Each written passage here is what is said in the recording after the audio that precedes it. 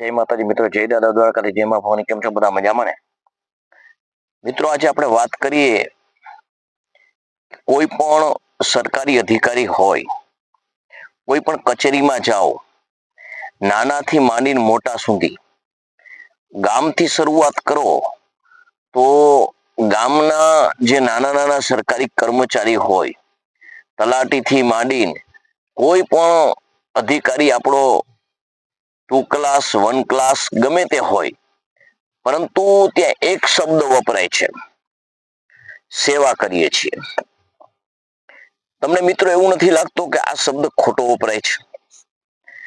આ શબ્દ ને આ લોકોએ બુઠ્ઠો કરી નાખ્યો એવું નથી લાગતું? અવડા મોટા તગડા પગાર હોય, ભાડા ભથ્થા મળતા હોય, પોતે પોતાના વાહનની અંદર, સરકારી વાહનની અંદર બેસે અને ગાડીનું વ્હીલ ફરે ત્યાંથી પોતાનું ભથ્થું ચાલુ થઈ જતું હોય, કુલ ટોટલ સગવડતા જે ઐશ્વર્ય વૈભવ જેવો રહેવાથી માંડી સર્વત્ર સગવડો આપવામાં આવતી હોય, આ બધી સગવડ પ્રજાના ટેક્સના પૈસા માંથી, જે સરકારની તિજોરીમાં જમા થાય એમાંથી જો અપાતા હોય, પ્રજાને 2 ટાઈમ અત્યારના સમયમાં ભોજન જમવા માટે અને રહેવા માટે સગવડતા માટે એને રાત દિવસ 12 14 કલાક કામ કરે ત્યારે 2 છેડા ભેગા થતા હોય, આવી કમરતોડ મોંઘવારી પ્રજા ઉપર ઝીકી દીધી હોય, આવા સમયની અંદર આવા ઐશ્વર્ય વૈભવમાં ઠાઠ બાટમાં રહેતા સર્વત્ર સરકારી અધિકારીઓ ગમે ત્યારે આપણે એની કચેરીમાં કામે જઈએ ત્યારે, કોઈ કામ મુજબ જઈએ, કામ કરાવવા માટે જઈએ ત્યારે એ લોકો પોતાની સગવડતા પ્રમાણે સમય આપી અને પછી બોલે છે કે અમે સેવા કરીએ છીએ. તમને ખરેખર એવું નથી લાગતું કે આ લોકો આ શબ્દનો ઉપયોગ કરે છે તો એના ઉપર કોઈ એક કાયદો હોવો જોઈએ? આવો શબ્દ વાપરે તો એને કોઈ પણ પ્રકારની નાની મોટી સજા થવી જોઈએ. આવું બંધારણની અંદર જોગવાઈ ન હોવી જોઈએ, અને ન હોય તો કરવી જોઈએ. કારણ કે સેવા શબ્દ એટલે મિત્રો શું? કે કોઈ પણ સમાજ હારે લેવા દેવા નહીં, કોઈ પણ સમાજ હારે ઓળખાણ નહીં, કઈ જાતિ છે એ પણ ઓળખાણ નહીં, ફક્ત માનવ અને ગમે તે જીવ માત્ર માટે કોઈ પણ મહેનતાણું લીધા વગરની, કોઈ પણ અપેક્ષા વગર, કોઈ પણ સ્વાર્થ વગર જે માણસ પોતાના સમયથી માંડીને વિત શક્તિ સુધી ઘસાતો હોય અને બદલામાં જે એનું લાભ લઈ રહ્યો છે એ માણસના આશીર્વાદ સિવાય કોઈ વસ્તુની અપેક્ષા ન કરતો હોય, અને આવો વ્યક્તિ હોય તો એના માટે આ શબ્દ સેવા છે એ સાર્થક છે, સાચો છે. પરંતુ બમણા ને તમણા જે અમુક અધિકારી તો એવા છે કે જે અધિકારીના એક બાજુ પૈસા મૂકવામાં આવે ને એક બાજુ એને બેસાડવામાં, અને જો કદાચ એને જોખવામાં આવે ને તો એનાથી પૈસા વધી જાય, અવડા મોટા પગારો હોય અને શબ્દનો ઉપયોગ કરે કે અમે તો સેવા કરીએ છીએ. એટલે ભાઈ કેવાની સેવા છે આ? તમે પ્રજાને મૂર્ખ બનાવો છો, અને પ્રજા મૂર્ખ બની રહી છે. એનું કારણ એક છે કે કોઈ કોઈને પૂછતું નથી, અવાજ ઉઠાવ્યા હોય તો એના સૂર પુરાવતું નથી, અને કોઈ સાથે સંગઠન કરી અને આના સામે એક મોરચો માંડવો કે આ શબ્દને પડકારવો, એવું કોઈ સંગઠન નથી. એટલા માટે આ લોકો આવા શબ્દો વાપરે છે.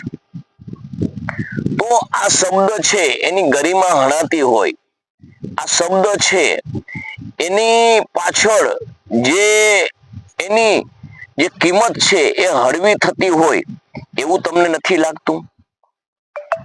આ લોકશાહીની અંદર આપણા લોક પ્રતિનિધિઓ અને આપણે આપણા મતથી ચૂંટી અને મોકલીએ છીએ એનું કારણ એક કે આપણા પ્રશ્નો સરકાર સુધી પહોંચાડે, આપણી પીડા, આપણી વેદના, આપણી વ્યથા અને આપણી જે જરૂરિયાત છે એ આપણા પૈસા ટેક્સના જે એની તિજોરીની અંદર જમા થાય છે એમાંથી આપણો વિકાસ કરે એ માટે જ્યારે આપણે કહીએ છીએ, એ માટે આપણે ચૂંટીએ છીએ, તો એ પ્રતિનિધિ પણ પોતે સેવક છે અને સ્વામી થઈ બેસતો હોય અને પોતે ધોરા જબ્બા પહેરી અને અંદરથી ઓઇલથી પણ કાળું કામ કરતો હોય અને બે હાથ જોડી અને સભામાં જ્યારે સંબોધે ત્યારે એમ કે અમે તો તમારી સેવા માટે બેઠા છીએ. હા, તમારી સેવા. તો તમને આ સેવા શબ્દ જે છે આ લોકો વાપરે એ ખોટો નથી વાપરતા એવું નથી તમને લાગતું? મિત્રો, આ લોકો જ્યારે નિવૃત્ત થાય, આ લોકો જ્યારે કઈ લાખો રૂપિયાના ખર્ચ કરે, વિદાય સમારોહ ગોઠવે, આંસુ સારે એકાબીજી, કારણ કે એમાંથી જે લાભ લીધેલા જે હરામી માણસો છે એને સંબોધે, ફુલાર કરે, પ્રેઝન્ટો આપે અને એમ કે સાહેબ તમે તો બહુ સેવા કરી. કારણ કે આ લોકોએ જે એમાંથી મલાઈ મેળવી છે એના એ લોકો ભાગીદાર છે. એ લોકો હરામી છે એટલે આવા શબ્દો વાપરે. અને આપણે સમુદાયમાં બેઠા હોય, કંઈક ભોજન સમારંભ ગોઠવું હોય તો સાલા આપણે એવા ભિખારી બની ગયા કે આપણે ત્યાં જઈ અને તાળીઓ વગાડીએ. આ તમને ખબર છે આ તમારા જ પૈસા છે ને તમારા પૈસા ઉપર જ જલસા કરે છે. અત્યારે તમે જુઓ કે એક વખત ધારાસભ્ય બની જાય, સંસદ સભ્ય બની જાય એટલે એનો પગાર કમ્પ્લીટ થઈ જાય. એને કોઈ દિવસ જીવનમાં વાંધો ના આવડે એવડા પૈસા સરકારની તિજોરીમાંથી એને પેન્શન દ્વારા આપવામાં આવે. કારણ કે આ લોકોએ સેવા કરી છે. આપણી મારી તમારી ખૂબ સેવા કરી છે. આપણે આ એપીસીએમ અને આ જુદા જુદા સંઘ દ્વારા જે મગફળી ટેકાની લે છે, જીતુભાઈ વાઘાણી ફાકા ફોજદારી કરી અને ખેડૂતોનો માલ અમે લઈ લેશું. ખેડૂતોને 22,000ની મર્યાદામાં 2 હેક્ટરની મર્યાદાની અંદર 44,000 રૂપિયા નાખ્યા. તો એને ખબર છે કે બધું હળી ગયું છે, બગડી ગયું છે એટલે નાખ્યા છે.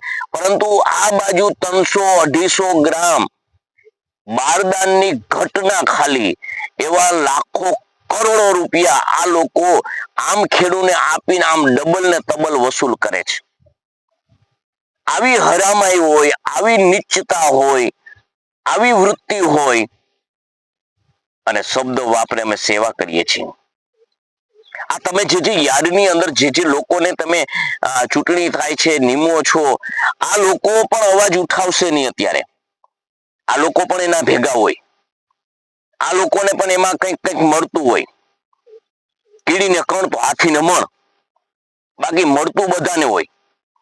એકે હારી માનો દીકરો ન હોય.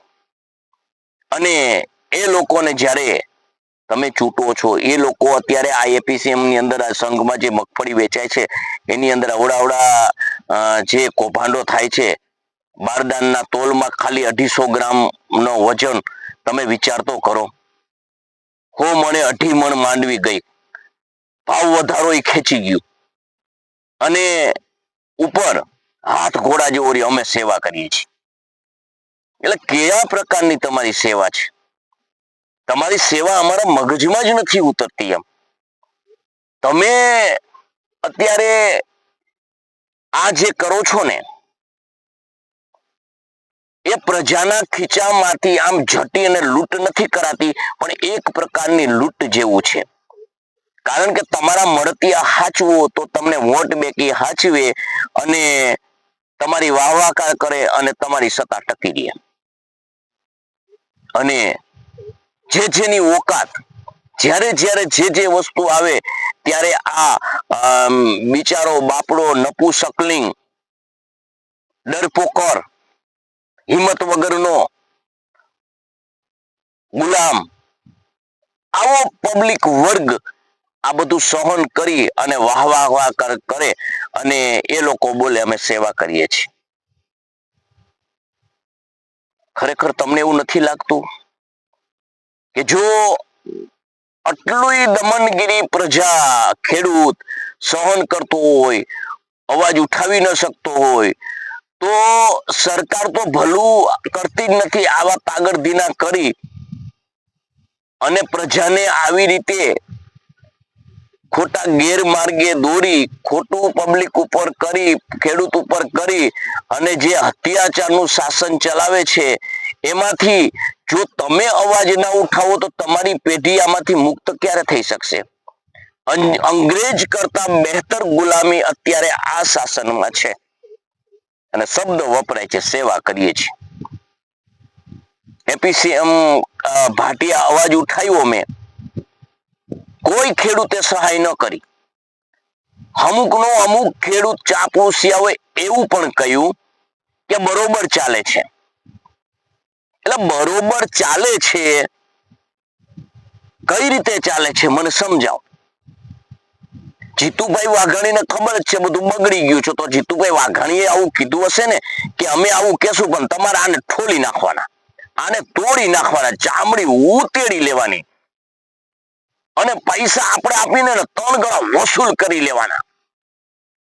આવા બે દાંત આમ બે કોર દબાવીને દાંત ચડાવીને ખેડૂતો માટે કીધું હશે ને ત્યારે આવી ઉઘાડી લૂંટ થાય છે ને. કોઈ પક્ષમાં મેં ઘણાને એવી વાત કરી તો કે અમે ન કરી શકીએ, અમે ન કરી શકીએ. તમે મત માંગવા આવી શકો, તમારી સત્તા ના હોય તો સત્તા મેળવવા માટે તમે કરી શકો. કે ખેડૂતનું આવું બગડી ગયેલું છે ને એ હકવે છે. અરે ખેડૂતનું બગડી ગયેલું છે ને ખબર જ છે, તો જખ મરાવા આમ યાડો ચાલુ કરવા જોઈએ. એને જીતુભાઈ વાઘાણી નથી ખબર? આવા ખોટા ગતકડા કરી અને પબ્લિકના હામું પબ્લિક પર્સનાલિટી મેળવવા માટે એક બેનું કઈક એવા હોય અવાજ ઉઠાવે તો દબાવી દે અને કેન પ્રકારે એનું પાર પાડી અને હારા બની અને વાત કરે અમે તો સેવા કરીએ છીએ. નહીતર યાર્ડ બંધ થઈ જશે, અમને કાંઈ વાંધો નથી, ખેડૂત હેરાન થશે. અને આજે માર ખાઈ ગયેલો ખેડૂત, જે ડરપોકર ખેડૂત અવાજ ના ઉઠાવે અને ખુલ્લી બજાર દબાવી આ સરકાર પોતાને મગફળી આપવા મજબૂર કરી નાખેલો ખેડૂત એના સામે અવાજ ઉઠાવતો નથી. પરિણામે આજે માણસ સાવ જીભ હોવા છતાં મૂંગો થઈ ગયો છે અને આ લોકો શબ્દ અને સંબોધે અમે તો સેવા કરીએ છીએ, 1452 નો ભાવ ચૂકવીએ છીએ. પણ આ ડોહી 10-12 હજાર રૂપિયાની એક ટ્રેક્ટરે પથારી ફેરવી દીધી, એનું શું?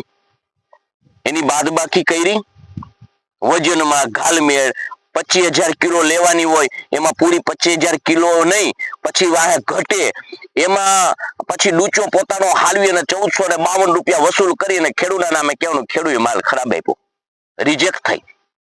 આ માર કોને છેલ્લે? આપણને જ. તો મિત્રો આ સેવા કે શબ્દ જે છે ને એ કાઢી નાખો, જાગૃત બનો અને એક દિવસ તમે તમારા પ્રજાને જે ખાડો એ ખોયદો છે એમાં નાકથી બચાવો, નકર માથે ધૂળ વારી દેશે. તો સમજાઈને વંદન. જય માતાજી, જય દાદા દ્વારકાધીશ, જય માં ભવાની.